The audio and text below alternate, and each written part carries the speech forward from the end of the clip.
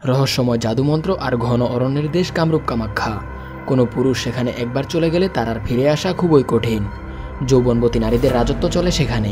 পুরুষদের জাদু করে কৃতদাস করে রাখে যৌবনবতীরাই। এছাড়াও সেখানে আছে বিশাল সিংহ, যার ডাকে ফেটে চিরে চৌচির হয়ে যায় পুরুষের অন্ডকোষ। দুর্গম পাহাড়ি পথ পাড়ি দিয়ে যেতে হয় সেখানে। যে ফিরে আসতে পারে সেই হয় জাদুকর। অনেক অসাধ্যকেই সে সাধন করতে পারে। কামরূপ কামাখ্যা সম্পর্কে এমন অনেক তথ্যই হয়তো আপনি শুনেছেন রাস্তার পাশের কোনো এক ক্যানভাসারের মুখ থেকে। আপনি হয়তো প্রচণ্ড ভীত হয়েছেন, আবার কখনো প্রচণ্ড আগ্রহ নিয়ে বিরামহীনভাবে শুনে গিয়েছেন সেসব কাহিনী। বন্ধুদের সঙ্গে আড্ডাও স্থান করে নিয়েছে কামরূপ কামাখ্যার জাদুটোনার জগৎ। সবচেয়ে কাছের বন্ধুটিকে নিয়ে সেখানে যাওয়ার দুঃসাহসিক মনোবাসনাও করেছেন আপনি কয়েকবার।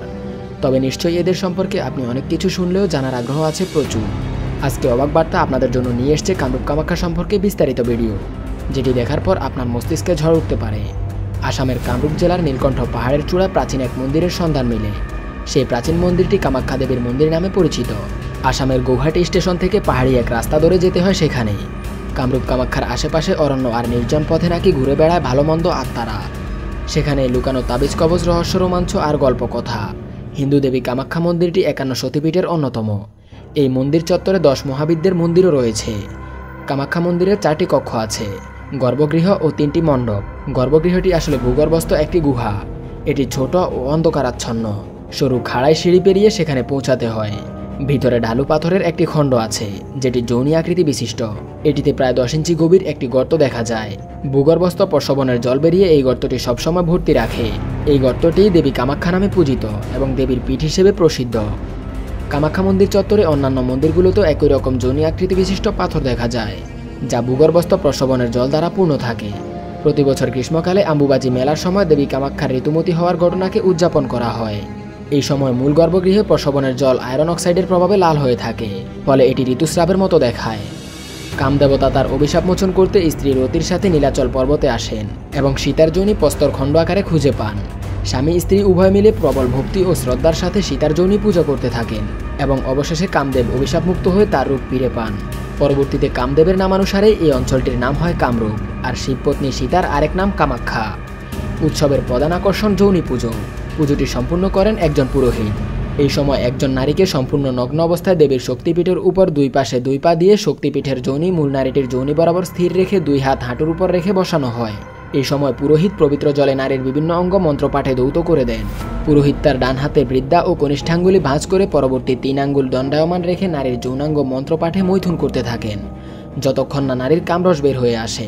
কামরস শক্তিপীঠে পতিত হলে নারী দেহ নিস্তেজ হয় ও পবিত্রতা লাভ করে। নারীটি তখন মা কামাখ্যাকে মনে মনে আহ্বান করেন। নারীর পবিত্র দেহে তখন মা কামাখ্যা আবর্তিত হন। পুরোহিত তখন পরম ভক্তিতে মন্ত্রপাঠে নারীর যৌনি পবিত্র পানি দিয়ে ধৌত করে দেন। নারীর যৌনি বরাবর একটি প্রদীপ জ্বালানো হয়। এই সময় মন্দিরে উপস্থিত বিভিন্ন বয়সের প্রাপ্তবয়স্ক সাধারণ নারী ও পুরুষ ভক্তরা তাকে পূজা অর্চনা দিয়ে থাকেন। পূজা ও মন্ত্রপাঠ চলে দীর্ঘক্ষণ ধরে। একজন একজন করে ভক্তরা ফুলচন্দনে প্রণাম করে যায়। উক্ত নারীটি তখন স্বয়ং মা কামাখ্যা। তার উপর তখন বিশেষ শক্তির আবির্ভাব ঘটে। তিনি ভক্তদের আশীর্বাদ করেন। কামদেব ছিলেন কামের দেবতা, যিনি কামকলার 51টি কৌশল নির্ধারণ করেন, যার উল্লেখ আছে প্রাচীন কামসূত্র গ্রন্থে। মন্দিরের দেয়ালে পাথরে খোদাই করা বিভিন্ন ভঙ্গিমায় কামের বিভিন্ন সূত্রের মূর্তি এর দৃষ্টান্ত। তান্ত্রিকরা কামদেবের সাধন ভোজনে কামকলার তন্ত্রে দীক্ষিত হন ও আশীর্বাদ প্রাপ্ত হন। এই সময় এরা সম্পূর্ণ নগ্ন হয়ে মন্দিরে অবস্থান করেন। ভক্ত নারী ও পুরুষ তখন তাদের নিজ হাতে আহার করিয়ে থাকেন। তখন তাদের জীবন্ত লিঙ্গেরও পূজা হয়। তাদের ঘিরে কীর্তন ও মন্ত্রপাঠ করা হয়। তান্ত্রিকরা দিগম্বর অবস্থাতেই সমস্ত উৎসবকাল মন্দিরের বাইরে সমস্ত জায়গায় ঘুরে ফিরেন। বিভিন্ন মনোবাসনা নিয়ে আসা কিছু নারী তাদের কৃপা ও আশীর্বাদ লাভের আশায় এই সকল তান্ত্রিকদের সাথে সহবাসে লিপ্ত হন। পুরুষতান্ত্রিকদের পাশাপাশি অনেক নারীতান্ত্রিকও দেখা যায়। পুরুষের ন্যায় তাদেরও অবাধ নগ্ন বিচরণ। পুরুষ ভক্তরা ওই সকল দিব্যতা অর্জনকারী নারীদের যৌন সুখে তৃপ্ত করতে পারলে তারা সেই সকল পুরুষ ভক্তদের তন্ত্রে দীক্ষিত করে তুলতেন। তবে এখন আর আগের মতো তাদের প্রকাশ্যে জনসম্মুখে দেখা যায় না। তো বন্ধুরা, আমাদের আজকের ভিডিওটি এই পর্যন্তই। কেমন লাগলো আমাদের আজকের ভিডিও? ভালো লাগলে লাইক করতে পারেন, কারণ আপনাদের সামান্য অ্যাক্টিভিটি আমাদের কাজ করার অনুপ্রেরণা দেয়। শেয়ার করে আপনার বন্ধুদেরও জানিয়ে দিন আপনি কত ইনফরমেটিভ ভিডিও দেখেন। ধন্যবাদ।